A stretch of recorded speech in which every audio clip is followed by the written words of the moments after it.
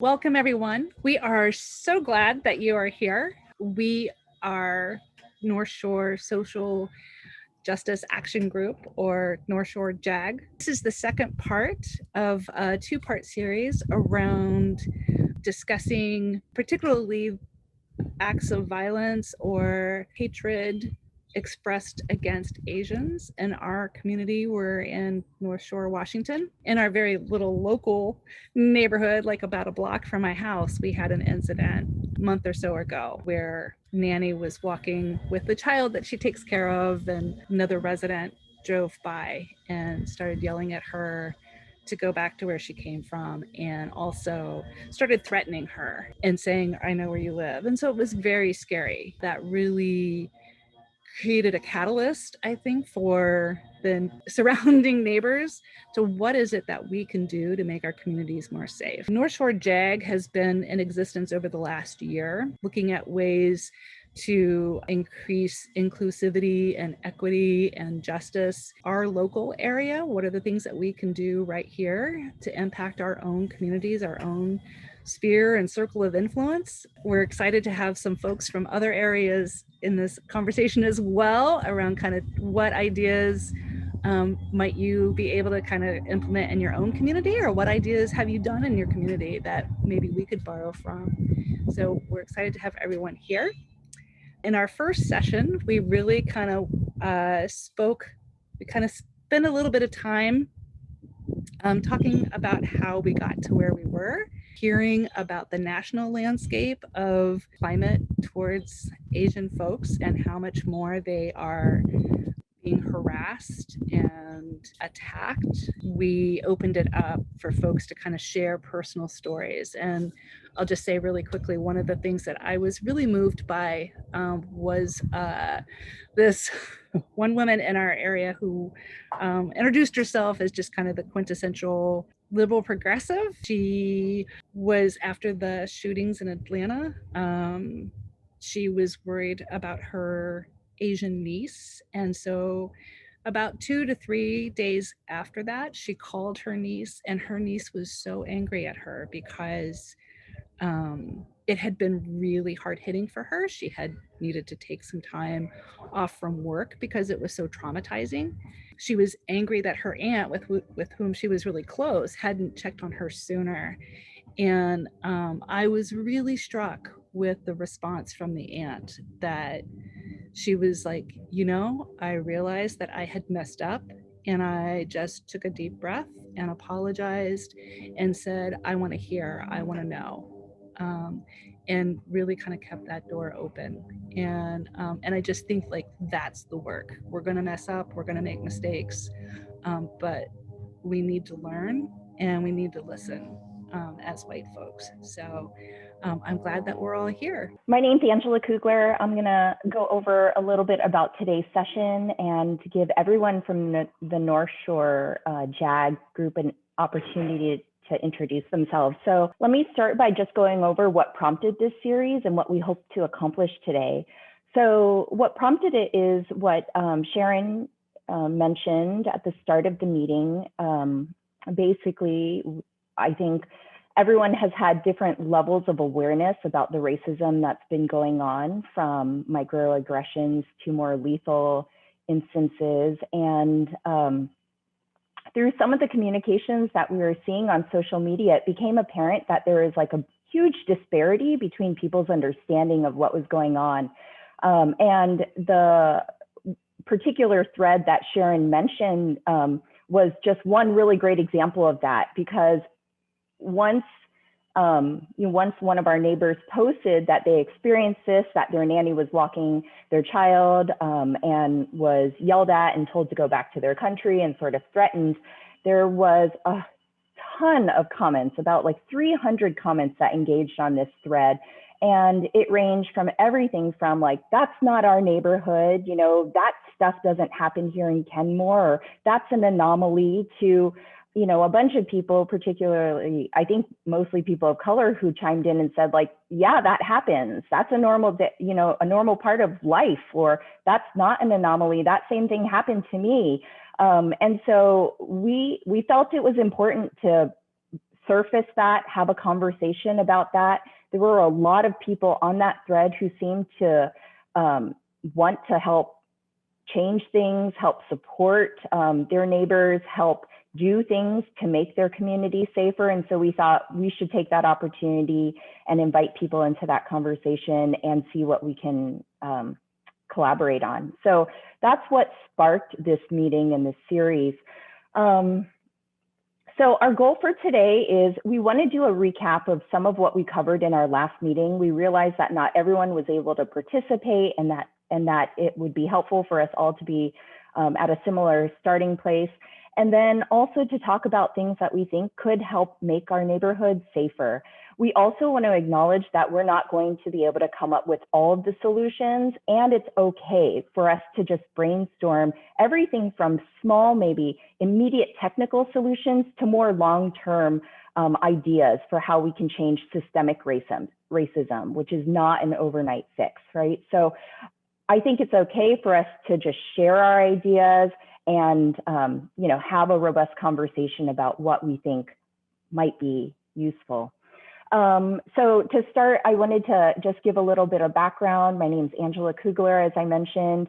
I'm a mom of two. I have a 10-year-old and 12-year-old. I work in higher education. I've lived in Kenmore for 9 years now, and I'm also a city council member. And what brought me to Northshore Social Justice Action Group really were the developments over this past year, primarily the killing of George Floyd, Breonna Taylor, and so many others, just really sparked this fire in me. I felt like I had to do something, had to get involved and take action.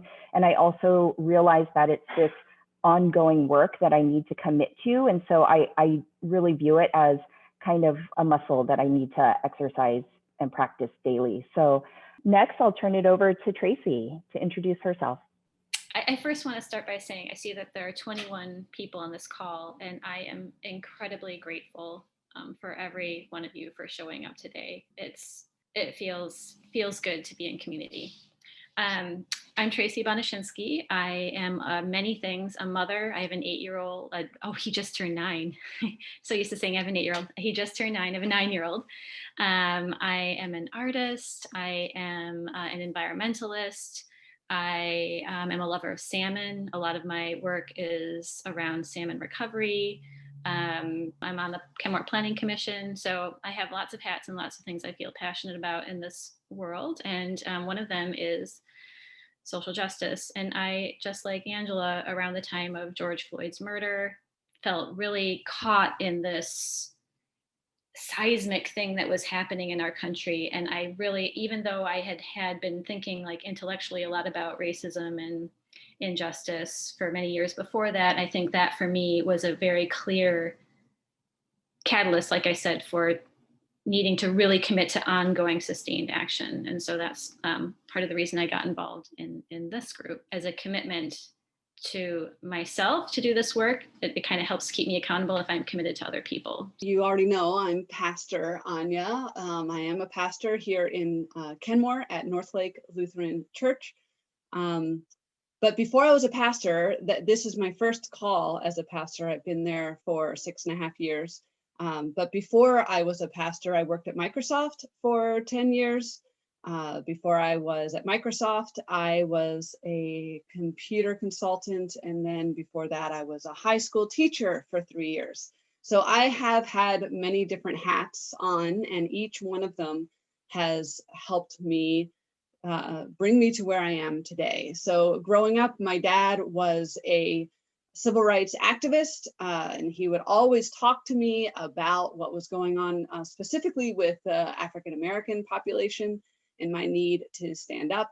I remember his big thing was always silence is acquiescence. If you don't speak up, people assume that you agree with them and they will continue in their bigoted and racist ways.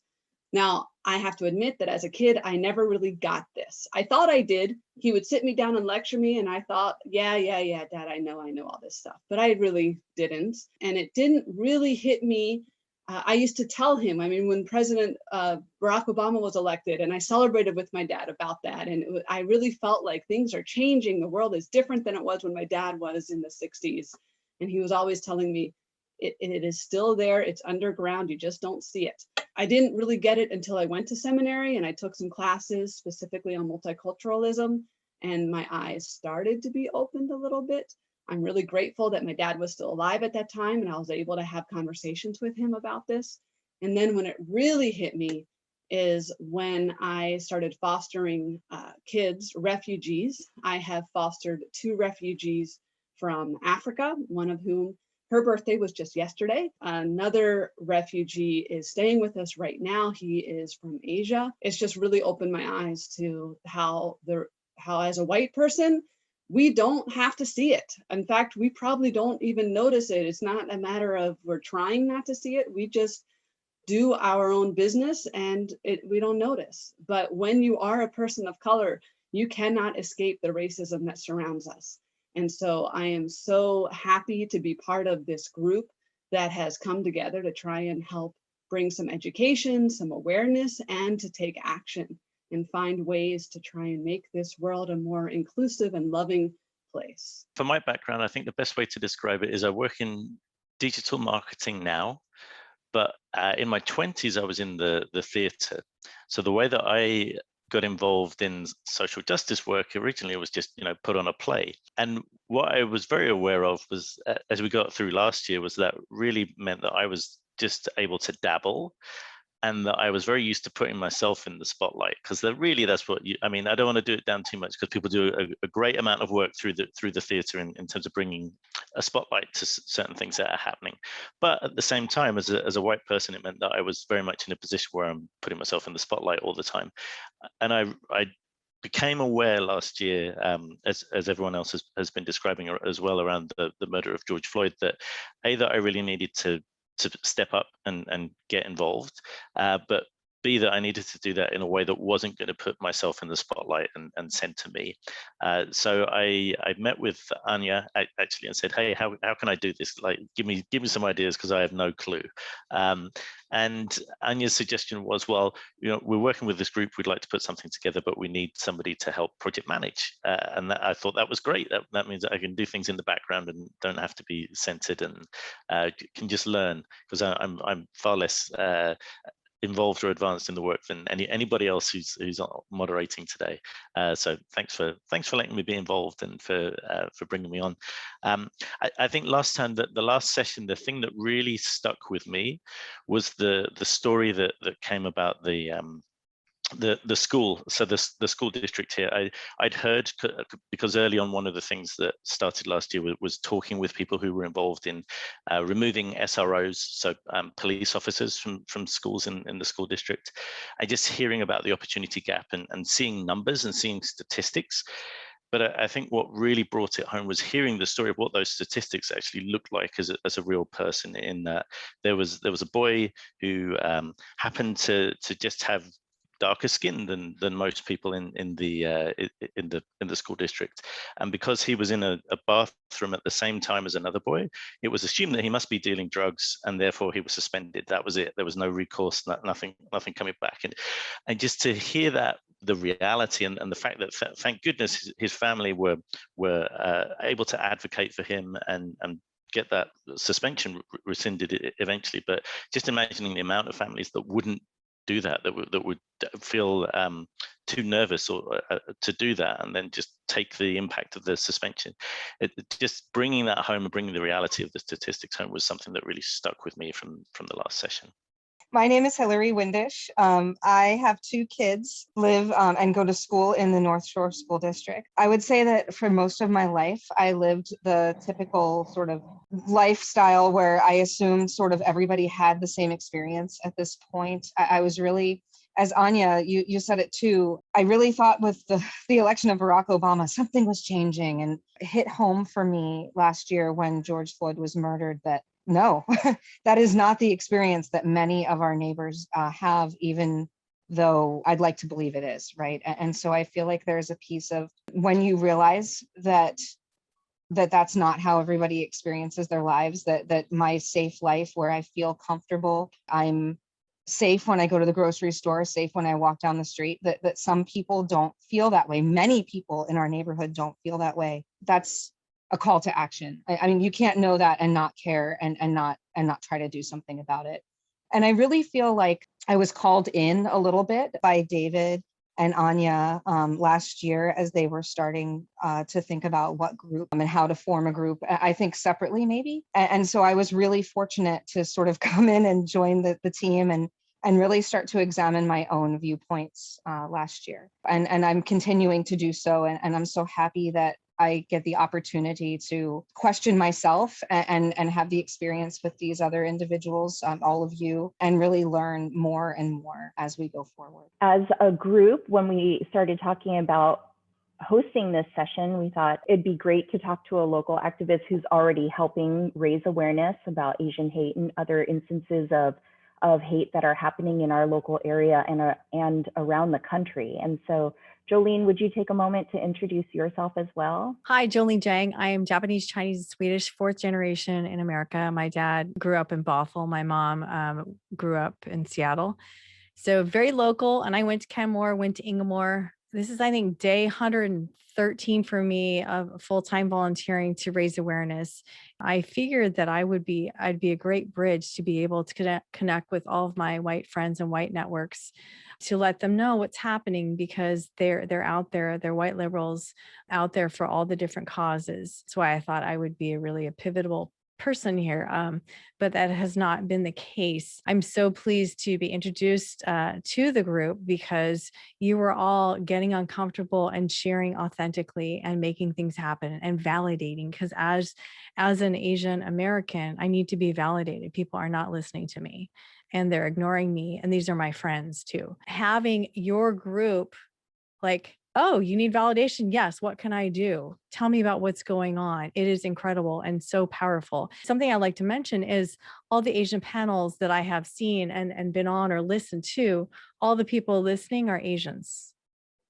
That's it. And these panels are to raise awareness about the challenges about the anti-Asian hate, yet the only people on these as participants listening are Asians. And so I'm very pleased to have this group be in support. We need more of you. I've created the Empowered Asians group to try and get Asians to speak up more, and then Asian allies to amplify our voices. That is what I'm up to, and very happy to be here with you all. In our next part of our meeting, we wanted to reflect on our last session, share some of the things that stood out to us, the personal stories and examples of local racism and hate that were shared, some examples of those expressions of hate and the diversity of that, and then also to reflect on some of the realizations and the discussion that we had and our learnings from that.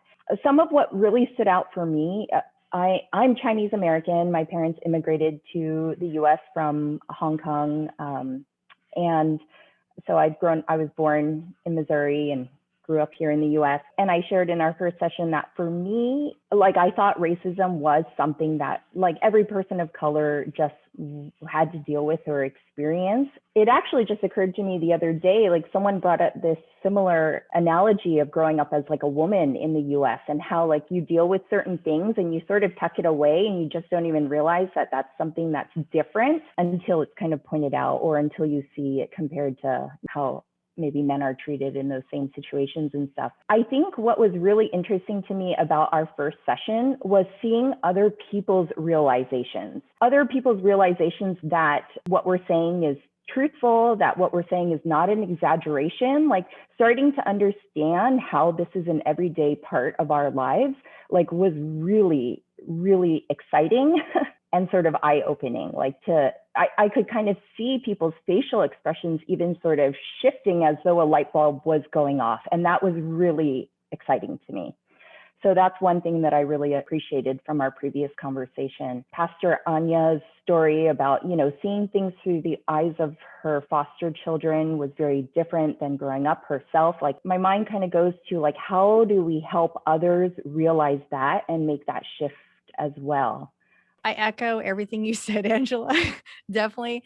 And another mention is Sharon talked about her realization coming to be inclusive was when she read Robin DiAngelo, White Fragility, realizing, oh, who runs everything? White men, and just realizing it's white men and white women also sharing stories of other people. It's not people of color sharing their own voices, it's white people telling our stories. And so that was really helpful. And then she also shared that she was in Rite Aid the week before, where there was a Black man who was, getting his groceries or whatever he's buying at Rite Aid. And then the police were like, hey, we need to talk to you. And then he said, well, can I finish my purchase? They're like, no. And what had happened, well, he looked like, a criminal that just had happened. Well, probably it was like, well, they're looking for a Black man. So all the Black men, are going to be picked up for that. So it was interesting to hear how she came to open her eyes. Jennifer had some shares about, she's an admin for a group, and talked about how the book Bias really opened up her eyes, and how people from her group have private messaged her and said, hey, this is happening to me. This person was following me. And she's heard from about 5 people. I think they're Asians that have had this happen to her.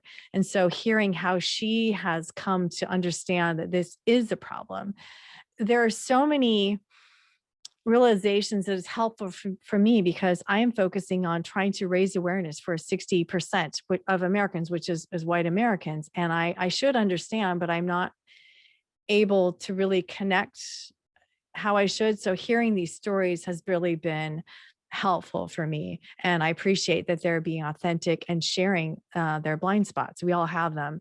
They're just willing to share them. I have a share as well. I was struck by 2 things, actually. And to kind of set the groundwork for this, I want to share just a little bit more about me. So I went to college in 1992. So in the early 90s, and I fell in with a professor of psychology who was interested in prejudice, discrimination, and racism. And so I became sort of like a graduate student in her lab, even though I was an undergraduate. So we were working very closely. I was working very closely with her on her research and developing my own sort of line of inquiry about the topics of prejudice, discrimination, and racism. And our focus mostly was on prejudice toward Black people, but then also because at that time it was becoming more socially unacceptable for people to say that they had prejudice against Black people. We also sometimes were investigating people's attitudes towards the gay community. But with the overarching goal of trying to just understand prejudice, discrimination, and racism in general. So, and then I went on to actually graduate school, and I wrote a dissertation on people's beliefs about the existence of white privilege. And that was, I think I finished graduate school in 2000. So I just wanted to say that because to tell you that I had been thinking about these issues, but really kind of like from an academic or intellectual point of view. But then, and I've left academia. I'm no longer doing that line of inquiry in an academic way, but I've continued to kind of think about it. But all these years later, so it's 20 years later after graduate school for me, and I'm listening to this session, the first session in the series. And the story that struck me was the one that David shared as well, about the gentleman who was relaying the story about I think it was his nephew, just happened to be in the bathroom at the same time as somebody else using a mind-altering substance or dealing in it, and was kind of pulled into it just for that reason. He was just there, and his skin was the right color to make him suspicious. And I don't know why, I don't know when in time this story took place, like if this was a story from a year ago or 10 years ago, but for some reason in my mind, I encoded it as happening a while ago. And then the kind of realization I had was like, oh my gosh, like 10 years ago, was I thinking that kind of thing was possible? Like I was aware from all my research, but unaware, I think. Like all these things have been happening all along, which I think is similar to the realization that perhaps it was maybe Sharon shared as well, or Hilary. I don't know. I think this is maybe a common realization for a white person, because we can move through our lives without being aware, or aware and not aware at the same time, living with that contradiction. And then the other story was actually one that realization was prompted by something that Jolene said.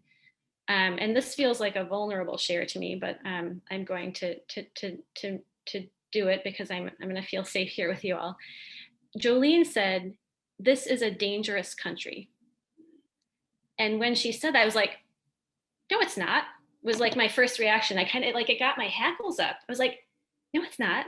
And again, this is in the background of like being catalyzed to be in this work because of a murder, the murder of George Floyd, you know? And I was like, but that got my hackles up. It's like, no, it's safe.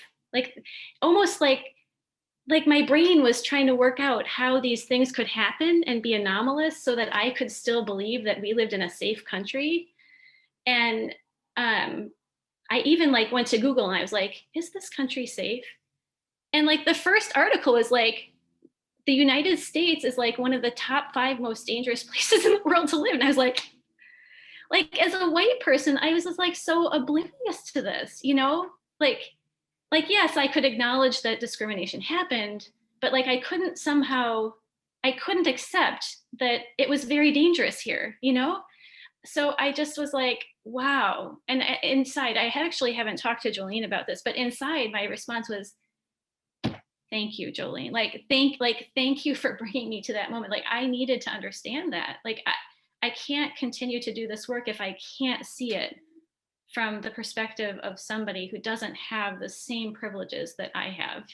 And I have to be really careful about my awareness, not awareness, you know, and as I continue to do this work, because I can't be part of the solution if I'm continuing to be part of the problem, which my unawareness puts me in as, you know, part of the problem.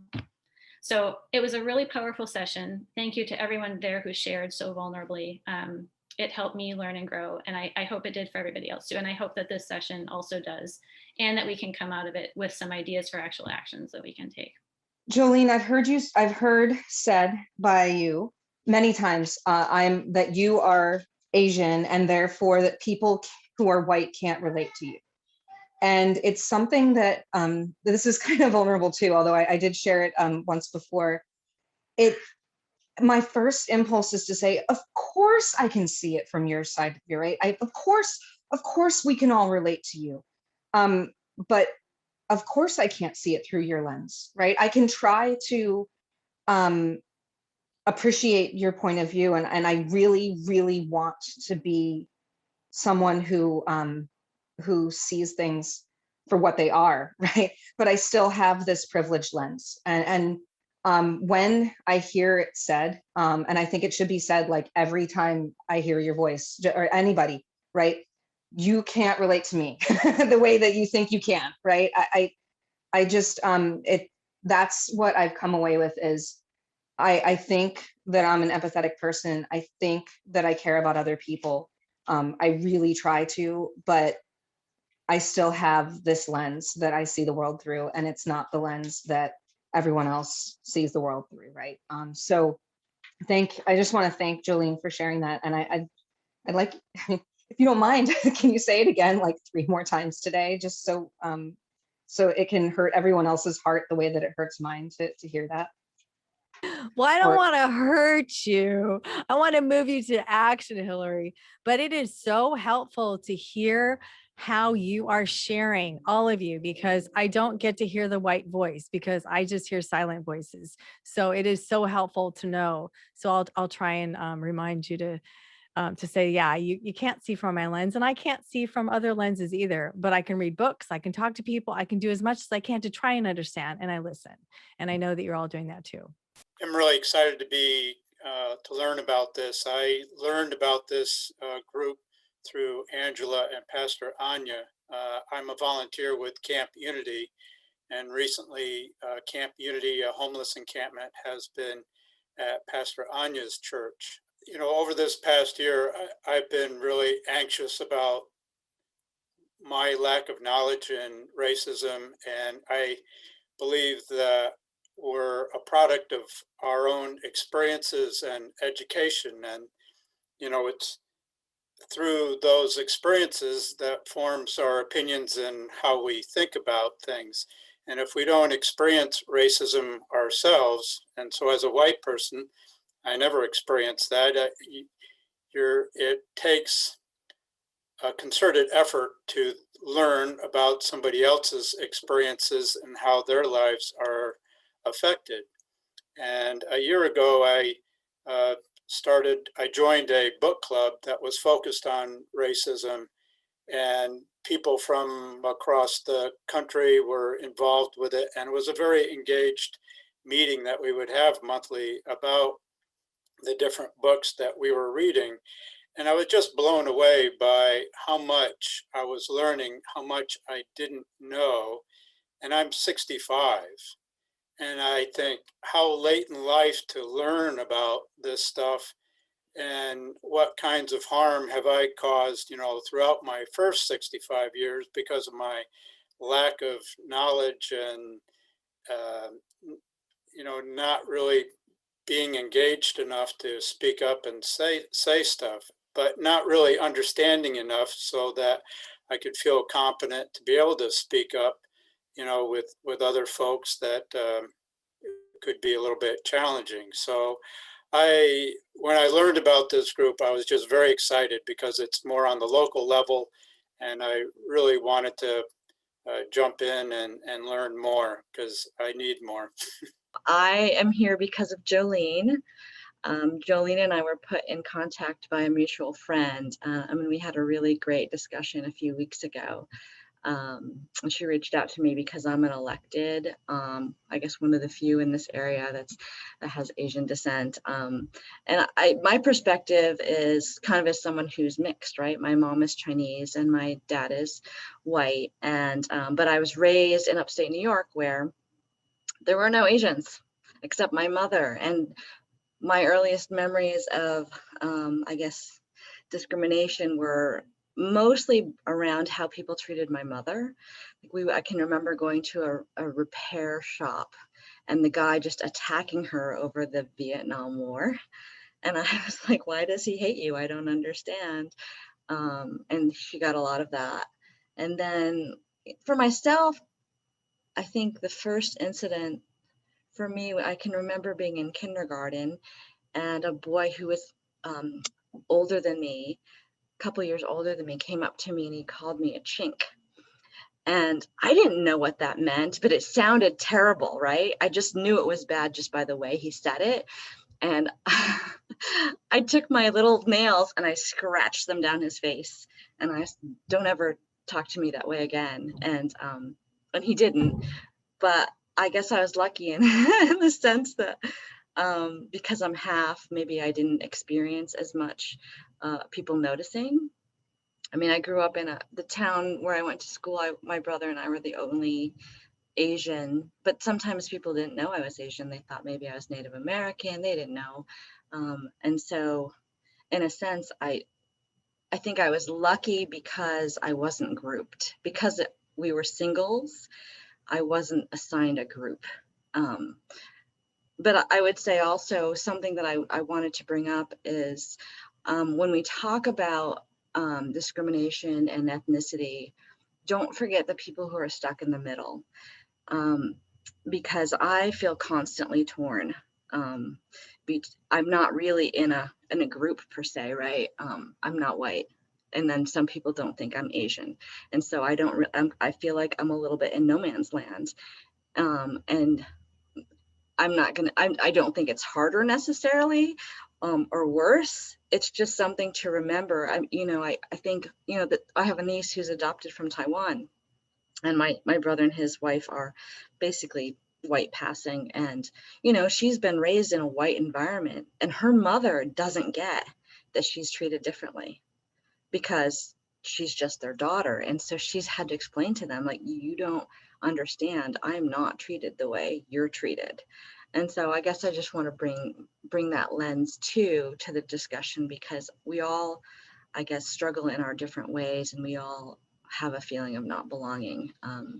And so I guess from my perspective, the more that we can just know each other as individuals, I think that's really the key to everything, is just treating everyone as their own person and respecting who they are and where they come from, and that everyone struggles with identity. And I'm not trying to take away at all from the Asian discrimination topic of conversation. I put something on Twitter after the stabbing murder in Bothell, and I made the presumption that it was a hate crime.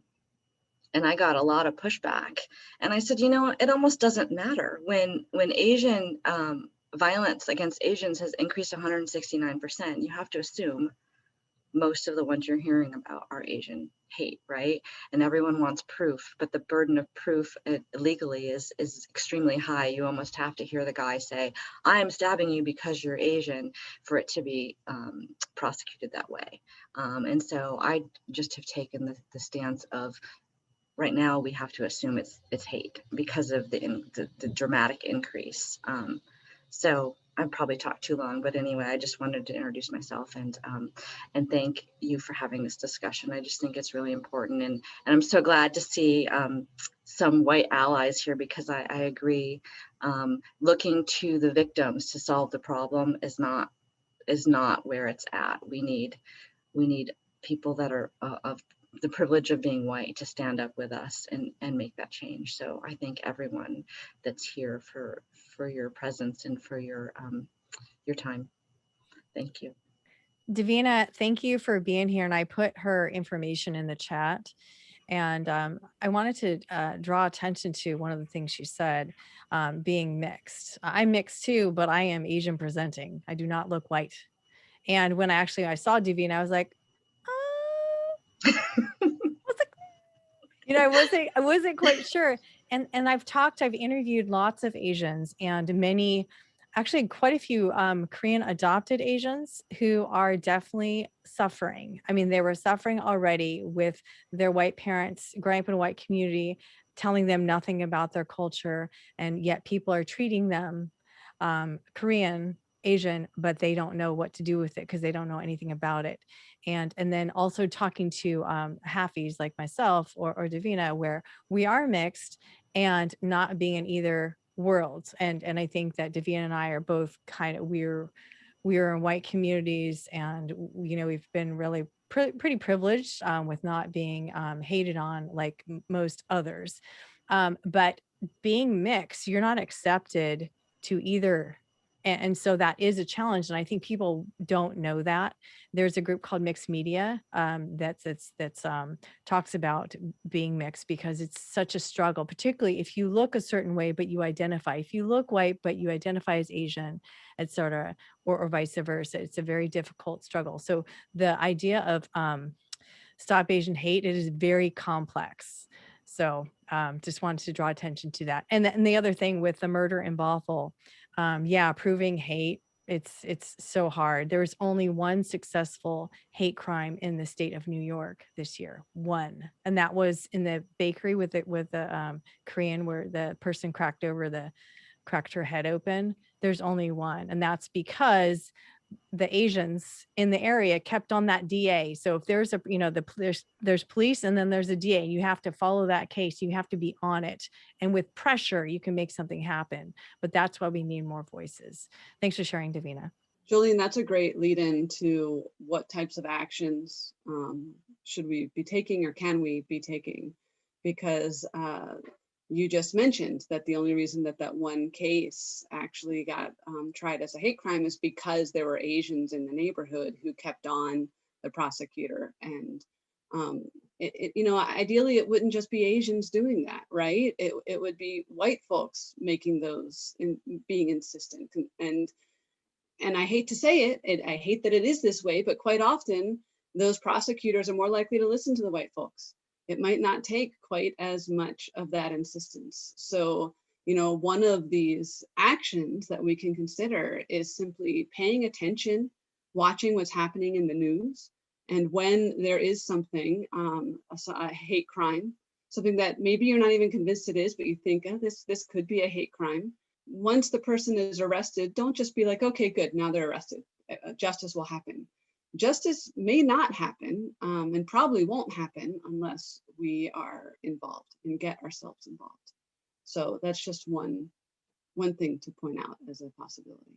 You likely aren't going to hear about any of these crimes. You just, I don't know what's up with our news reporters, or what if their hands are tied. And we have so many Asian American news reporters. I'm not sure why. So you won't hear about them. So that's why you have to just plug in, like with my resources. I'm sharing what's happening, and I have these anonymous stories from Asians because you won't know about it, but you have to to do something, you got to plug into some resources to know what you can do. How do we make our neighborhoods feel safer, and how do we make everyone feel like they belong? Angela, let me just pipe in here and share that, because I am one of those people who doesn't feel safe walking by myself. And so I just don't do it. I have walking partners now. At the last presentation, I talked about expressions of hate. People think of, oh, it's just the hammer to the head. It's just that shooting. No, it's actually more than that. So many ways that Asians are made to feel like they do not belong. And in the chat, I shared a number of ways where it's being yelled at, it's being spit upon, it's being followed. And my aunt was followed. It's graffiti saying, you don't belong here. Let's start Asian hate. It's the white nationalist signs in our Chinatown in Seattle. And there's letters to personal businesses. Hey, you don't belong here. So there are so many ways that people are saying that. I'm focusing on the best of people to try and get their ear. It is also online. When I say something and it's silence, when I ask for help, silence. It is when somebody says Kung flu and people are like, they don't pay attention. Or if somebody online says that happened to me and they're like, nah, it probably wasn't. You're just seeing things. It's not always about race. And so it's all the people who are being silent when they could say, oh, well, how do you know it wasn't about race? And questioning, you don't have to be militant or anything. Just take your own way and just say, how do you know that? Or how do you come to that conclusion? And telling a personal story on this group, we've had a lot of personal stories, and I think they're so relatable. And so if you can share this, how you've come to be more inclusive, other people can say like, oh, okay, what we can do in the neighborhood, asking, why do you not feel safe? Well, because I've heard from so many Asians, plus I had 2 incidents while walking myself. And I've also seen lots of videos of people not doing anything. Just want to put that out there, that expressions of hate are everywhere and it's not just violence. Yeah, I'd like to add to that to say, I think a lot of times we come to these conversations wanting a big action we can take. When I was in seminary and I was in those classes, and as it started to dawn on me, towards the end of one of the classes, I asked the teachers, we had one Black teacher, one white teacher, and I asked them, I said, so what can we do? And the answer that the Black teacher gave me was, talk to your own people. And that's not what I wanted to hear. I wanted to hear, get out in the streets, protest, go and these big magnanimous actions that I could take. And instead what I was told is, talk to your own people. And it feels so small, but it can make such a big difference. What I realized is talk to your own people not only means your own family, your own friends, but it also means get out in the community, be more present in community events. You might go to an event that has nothing to do with race. Coming up at the end of August, I'm going to pitch it real quick. There's a community serve day that I'm helping to organize. And it's when people come, sorry, my dogs are barking. It's when people come to your local school, and Kenmore Elementary School is the one that I do, and you help the school get ready for the new year. And it was canceled last year because of COVID, but we're doing it again this year. It's on Sunday mornings. It starts at 9 a.m. I'm a pastor. We canceled church for this. We encourage everyone, go to your schools and help them get ready. Go to something like that. It has nothing to do with race, but you will be in the community. You will be talking with neighbors you have not met. And just having that exposure and that opportunity to be present, to listen, to get to know people, and to share your own observations. It's amazing how influential that can be. This is Sharon, and I kind of along that line, one of the things that I remember kind of pushing myself in the beginning of starting to do racial justice work was noticing when I was going to those kinds of events or going to, something at the temple, or that my initial inclination, not knowing anyone there and only knowing a few people, would be to kind of look around, sort of naturally feeling drawn to people that look like me. Those were the people that I was most comfortable approaching to just, strike up a conversation with. I had to really kind of start pushing myself to go beyond that and like look around and who are the people here who don't look like me, and how do I just start a neighborly conversation with them. That's one of those, like, it's a really small thing, but it was outside of my comfort zone, just starting to build those bridges and those personal connections with people in my community. My name is Han Tran. My pronouns are she, her, and I actually live in Bothell. I have two little boys who are 8 and 5 now. They just turned 8 and 5, so I have to think about it. I heard of this group through the Bothell Communities page, so thank you so much for posting there, and thanks Jolene for sending information. Yes, I am also running for Bothell City Council, hopefully to be seated next to Davina eventually. All that aside, I wanted to also acknowledge everything that everyone has said. It's sitting with me deep, and I feel it. I have a lot of conversations backing up to what Davina and Jolene brought up about mixed. I am 100% Vietnamese. I was actually born in Ho Chi Minh City, Vietnam, but I am a refugee in America. And my parents and I came here with literally just the clothes on our backs. And we really depended on community to get us up on our feet. We didn't depend on the government. We didn't depend on welfare or anything like that. It was literally neighbors giving us pots and pans, or my aunt and uncle giving us a place to stay, or helping my dad find a job, right? Or getting him through to learn English, and my mother also to learn English sufficiently enough so we can be self-sufficient. So that kind of community sense, I feel, is very strong within immigrant dense populations like Berrien and White Center. We see that a lot. And when we moved out to Kirkland and Bothell and the Juanita area and the Northshore area, I didn't notice that community sense as much, right? It's people are a bit more spread out, and it could just be due to proximity. So I love what I'm hearing from Pastor Anya about this community serve day. I think that's a way to bring people in again and to have that communal sense, which seems to be lacking because we're so spread out in the suburbs, right? It's a much different physical city arrangement. So we have to try harder as people who live in the suburbs to have those connections. I think for people who live out in rural areas, it comes naturally because there's so few of them and there's a town center. And so everyone doesn't have a choice but to come to the same town center. Whereas for the suburbs, you've got your QFC, you've got your Safeway, you've got, we're so many options, we're so spread out, there's so many of us. So I see that challenge of scale. It is really difficult to scale that connection. So we almost have to have pods of it. So I'm so thankful for this Northshore Justice Action Group coming together, because this is the start of how we get community. And this is how we start bridging that gap of let's make friends with people who don't look like us, right? And start making those connections. So very thankful to see everybody here, and very thankful to have, the leadership here leading these discussions within community. The idea of pods, I think, is really important. And Anya talked about just talk to your friends. My friend the other day was like, I don't have a megaphone.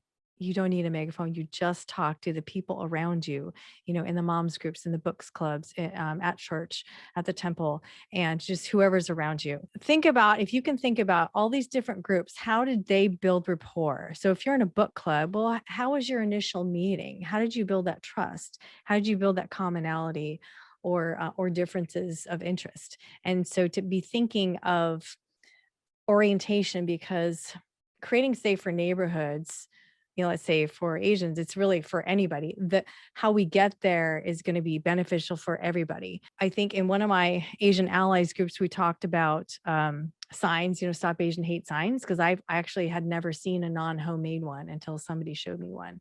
And even having a sign there and the potlucks, like Mark mentioned. And then I also wanted to pull Karina in on here. Maybe she could talk about the Safe Neighborhoods program at City of Kenmore, because I think they have a system that's already set up. If we can maybe echo that.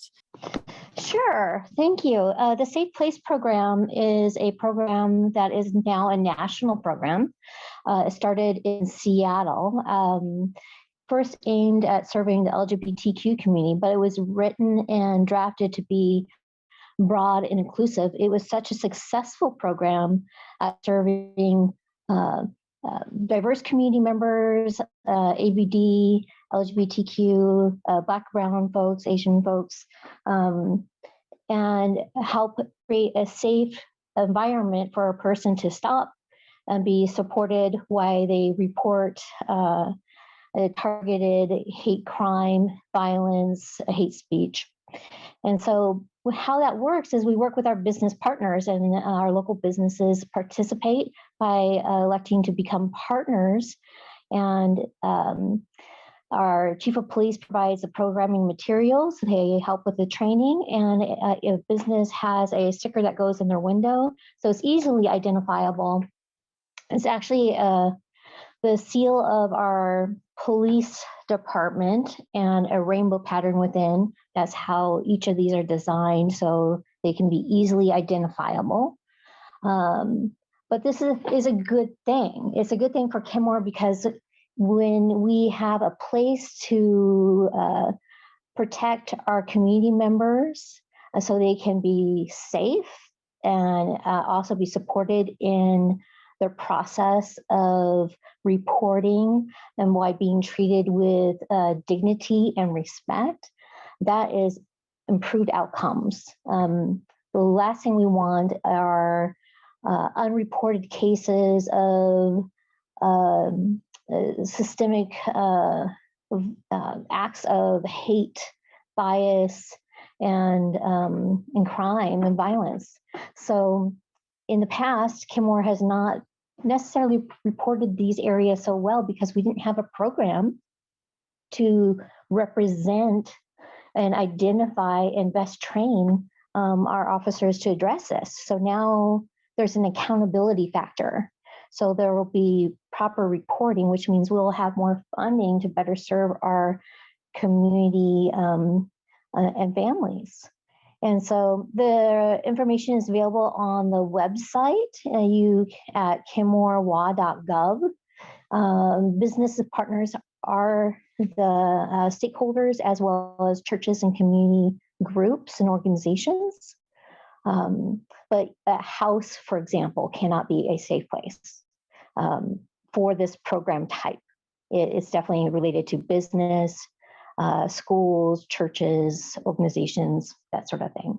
Is there anything else I can help with about that program? Or I was just thinking that it's already established and there's some training that goes along with it. And I'm sure there's lots of programs of how people orient and build communities. And so borrowing from what's already established, and also that list of people who are open and inclusive, they probably will be open and inclusive to other people, other marginalized groups too. So it's a fine example of how we could come up with new ideas to make sure that people feel like they belong. And to pick back off of that, of course, Kenmore established a resolution addressing race-based hate in our attempt to address race and bias hate. It's targeted universal approach, and it's a first step. We also adopted a diversity, equity, inclusion policy mid-year, my first year. I fought hard for with the retreat in my first year, and it was not initially accepted because the view of the council then was looking at diversity, equity, and inclusion as a bucket list item. It took 6 months of identifying different issues that happened and occurred within our community on the council to be able to identify why we needed diversity, equity, inclusion focused work. We need to do all our work, everything we do, through the lens of diversity, equity, and inclusion, because if we can't, we will not be developing healthy policies. And governments, historically have been the place where some of the worst egregious white lining cases have occurred within policy. That's why we have redlining, right? That's why we have exclusionary policies on our past books, but we can improve. Thank you so much for explaining what we're doing at the city level. And for those of you who may not be aware or know who Karina File is, she is one of the Kenmore City Council members and a colleague, and I appreciate you joining us today. So thank you so much. I just wanted to say that all the comments about community and needing to build community have really resonated, and it pulled up something that I remembered from last year around. So that in Kenmore, the city council was looking for a new space to house public works, because we had to take public works. I think it was from Lake Forest Park, and a site was identified, and eminent domain was about to be put in place to take over the site. And then showing my own internal racism here, I forget which Asian community specifically it was, but it turned out that site was actually a community center for that community, and there was a huge amount of outcry. Many people, I'm not sure hundreds, but certainly tens of people came to the council meeting and spoke up against the use of eminent domain to take over that space, and it resonated with me, as I think Han was talking about the need for community and the need to make those connections. The other thing that came up in the context of that, and it's great to have so many elected officials here today, or people looking to be elected officials, is the representation and what we can do as a group to support people from different communities who are looking to get into elected office. I think, and helping other white people understand why it's important that somebody who doesn't look like them gets a seat on a elected body. So that was the comment I was going to make. I'm excited about the Safe Places program that Kenmore implemented. My concern, I would love to learn more about it, or at least the training to maybe set up a program for residential houses or something, because my concern is, at least living in South Kenmore, it's largely residential. I mean, there's a church or two like scattered through the neighborhood, but the businesses are primarily located in one corner. The QFC is not in Kenmore territory. It's actually technically a Kirkland address. And everything else is residential homes. And so and I'm coming at this from being By Nothing Evan here, which I shared earlier, about having heard it now from people experiencing issues of hate towards them in our neighborhood. And so, I just wanted to I wanted to say it's great, and I'm excited for that. And also, maybe I'll talk to Karina later, but try to figure out how we can incorporate that more into some of these more like private residential areas, because I want my neighbors to be able to have had something happen and not have to seek out a safe space, across the bridge or whatever it is, to find relief. And I guess that goes hand in hand with building community, but I just wanted to and I know that North Kenmore too, right, we have this very distinct strip of business and industry, but then we are very, very residential, which I think is part of some of the issues that we have, where people say like, well, I've never seen that or experienced that, because we are so spread out, as Han alluded to. And so just finding ways to have neighbors and community know that there are safe spaces within our own residential streets if needed, and like whether that's putting a sign out, or a flag, or doing something else, or we like organize more community events just so we get to know each other better in person. I feel like our community actually is pretty good about knowing each other online, and then it would be that kind of like knowing each other authentically in person to have that trust and safety built.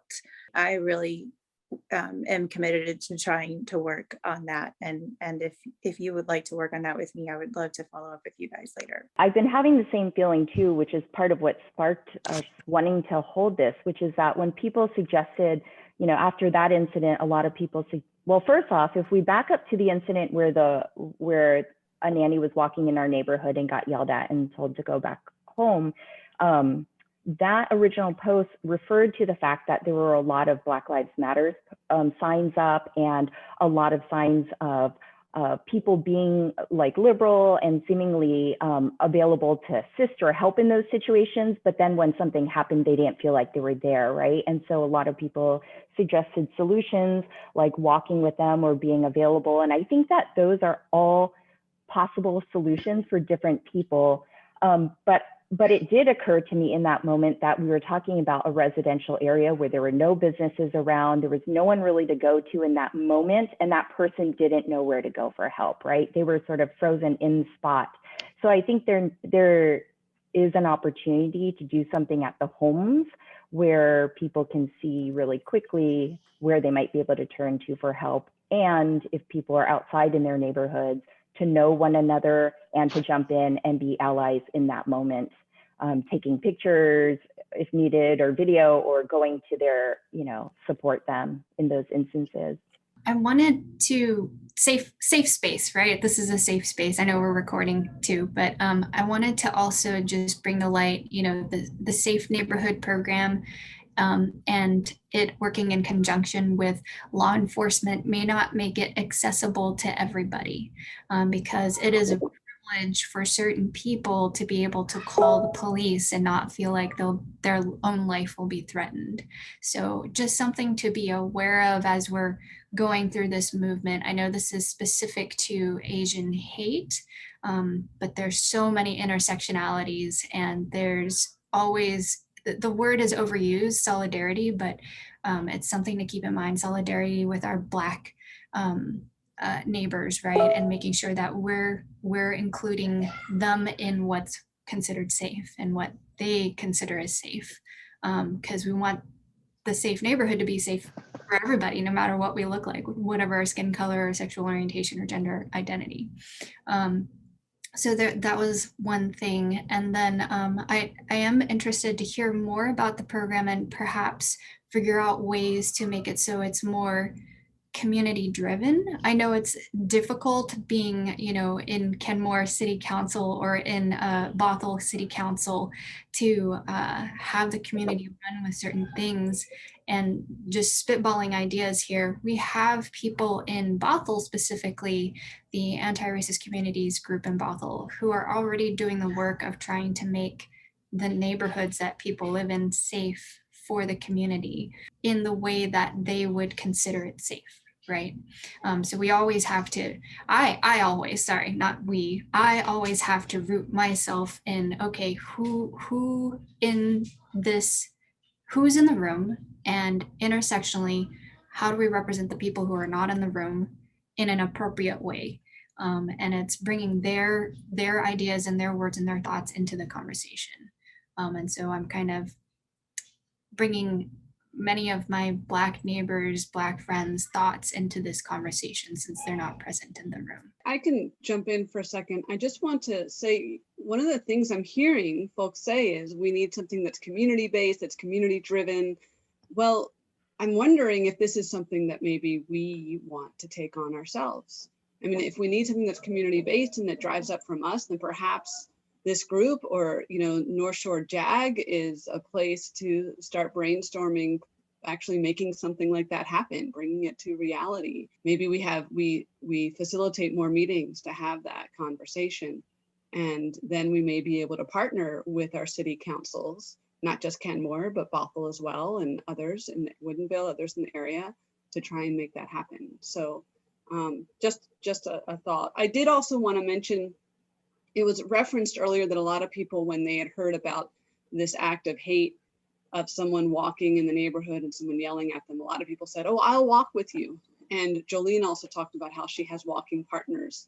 I just want to say, as well-meaning as it is for a lot of people to offer that they will walk with this person who they've never met in person, from talking with friends of mine, friends of color, that's not always all that helpful. They don't necessarily want to walk with a stranger. I had some friends of mine over the other day, and we were talking about this, and it was an African-American couple, and the husband said, I don't want a chaperone. I just want to be able to go out in my neighborhood safely. So just something to keep in mind, that as some of the things that we say and do that are very well-meaning aren't always as helpful, which doesn't mean we shouldn't still do what we think and you know, is helpful, and try to be helpful as much as possible, but we can learn from those as well. I just did want to say very, very briefly, and then I think this could be fodder for a much longer conversation later, that in addition to, I think a lot of these solutions that we're talking about are wonderful. You know, there may be some a problem, and I don't mean problem in a negative way, I just mean problem in a puzzle way, you know, problems that we need to work out as we're thinking through them. But then I also wanted to kind of point our attention to, and they seem like a kind of immediate solutions, but then I also wanted to point our attention to thinking about how some of the larger systematic things about how we've structured our life together, even though they don't on the face of it seem to be about race, actually have brought us to the point where, you know, we're talking about how we're all so spread out. Why is that? What have our land use decisions been that have caused that? You know, how have we designed our communities? Have we designed them for cars, or have we designed them for people? You know, that influences how much we know our neighbors and how much of a community feel we have. You know, do we have primarily residential neighborhoods, or do we have like mixed use neighborhoods? Do we have 15-minute neighborhoods where people can walk to services from their houses? Like, those things are all things that either, you know, if we have them, they might facilitate senses of community where people do know each other as individuals, where people can feel safer. And if we don't have them, that can continue to facilitate communities where we feel disconnected, where it's easier for people who do have racist impulses that they want to turn into behaviors to do those things. So I think for me, what I'm just trying to say is that in addition to thinking about these things that we can do, if we think also systematically about changes that we can make that will help, you know, and complement these more individual things, I think that would be awesome. We are at 11:30, and we wanted to invite you all to continue joining us and share some next steps. We obviously weren't able to come up with all of our solutions and a solution that's going to fix all of this overnight, right? And some of it is going to, I think, need to be tackled at different levels. So things we're doing at the city, things we're considering when it comes to planning, things we're doing at the community building level, things we're doing in our own neighborhoods. I feel like each of those has an ability to help contribute to the solution. And each of you coming to this meeting, I think, is a really great start. So thank you so much for showing up today and spending your time with us and giving this real thought on how we might be able to improve things for our neighborhood. As you know, we this meeting is being put on by Northshore Social Justice Action Group. A lot of us have started to think about it as Northshore JAG, reading out our initials. And then in collaboration with Jolene Jang, who has been a wonderful accountability partner for us. And we've, I think, all been so pleased and really honored to meet her and have her be in our orbit. We meet as NSJAG on the last Wednesday of every month as a group. Those are our big public open meetings. And they have been all on Zoom because we are living in pandemic times. And as of right now, we're still doing them on Zoom. You can follow our page on Facebook. That kind of functions right now as like our website. It's the link is right there in the group. I guess I won't read it out, but that page is not very active. Again, it's kind of, we're thinking about it as our website, as our landing page. So if you would like to engage with us more intimately, we do have a discussions group, a Facebook group that is closed. And we screen the members with some screening questions, and that's a place where it's more active. Then you can learn about things that are going on, things that we've pulled from accountability groups that we want our members to be aware of. And when there's just more chatter there. Invite your friends and family.